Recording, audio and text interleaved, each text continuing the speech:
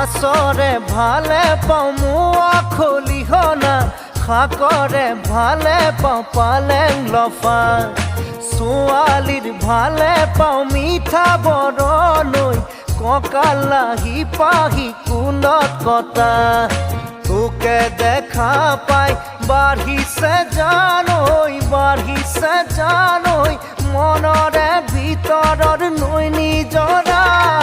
মাছৰে ভালে পাওঁ মোৱা খলিহনা শাকৰে ভালে পাওঁ পালেং লফা